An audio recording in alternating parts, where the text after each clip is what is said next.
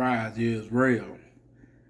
Just come to talk for a minute, before I bring out a little mini uh, lesson today, Be shortly. Right now, I'm working right now, but when I take my little break, I'm going to bring out a little lesson today. It'll be a little small one like I do all other times that the Father and Son allow me to do. But yeah, I'm going to talk about, as we are the Father and Son people, a lot of times we like doing what pleasing to us. And we have to understand we need not to do nothing that is pleasing to us unless it's the right thing to do what the Father and Son actually want you to do. Sometimes we look at things and it might not look like it's no harm to us, but it's a lot of harm because the Father and the Son, they want you to do it. Also, the Father and Son allow you to be around people. See, a lot of people, how I want to put it, long as you can please them, they happy.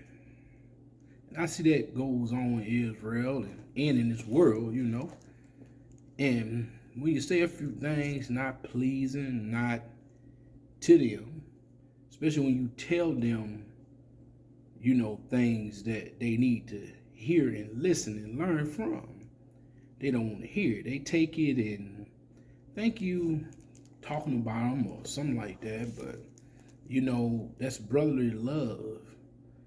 If your brother or your sister or your king or queen didn't love you, they will allow you to keep getting your head bust. They keep allowing the Father, allow them to keep passing you by, but the Father got them there for a reason.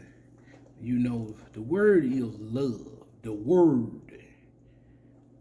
And love, we all know, the Father and Son commandments. He said, if you love me, keep my commandments. See, but a lot of us will say that, but we'll do the opposite. We'll go back to pleasing ourselves or pleasing others that is not the Father and Son. I just had to come here and talk about that real quick. But that would be the topic I will be talking about today. Not to please yourself and others, but please the Father and the Son. And by pleasing them, they will help you please the things that is around and important in your life. But see, I just want our people to really understand this. The Father allowed Satan to be crafty. He allowed Satan to poke you at times because he want to see if you're going to roll with him. The Father want to see if you're a true soldier. You're a true soldier, yeah. But a lot of our people, they put a big act on. They put a big pretending on. But the Father already knows you. Like he said, I know you from the beginning. I made you. I created you. I know you. But I'm giving you the time, giving you grace, giving you mercy to get your life right, to change it. But a lot of our folks don't get that. I remember once upon a time when I used to go to the Sunday churches. And I just always said the back and pay attention to your surroundings. Never felt right going there on the Sunday. You know what I'm saying?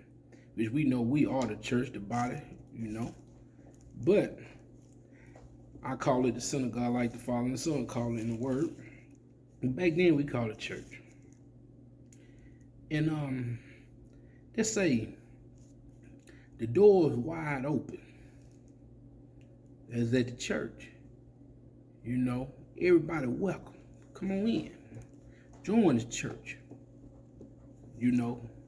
And we not knowing we already part of the best church in the world, which is the kingdom, which is us. And one Sunday, I went up there, and as we say, thought we felt the spirit. We were being possessed by Satan, you know.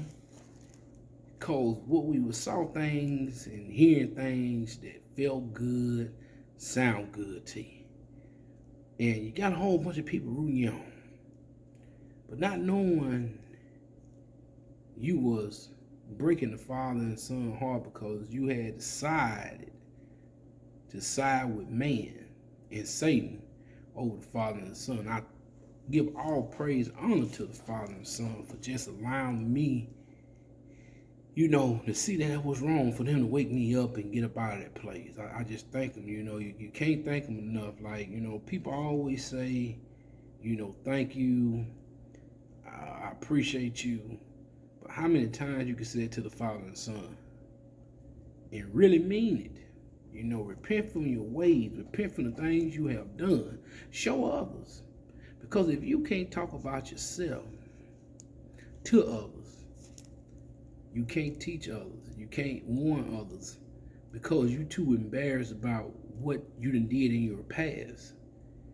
The word past is named that for a reason. The Father have blessed you to get past that. So, like he told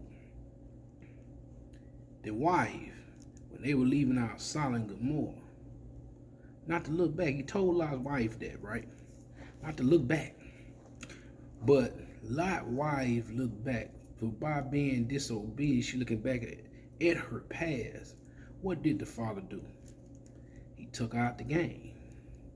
So with me saying that this morning, don't look back at your past. You learn from it and you keep going. Because if you keep looking back at your past, you will perish in your past. And with that said, family, like I say, I will be coming out with a brief little lesson today.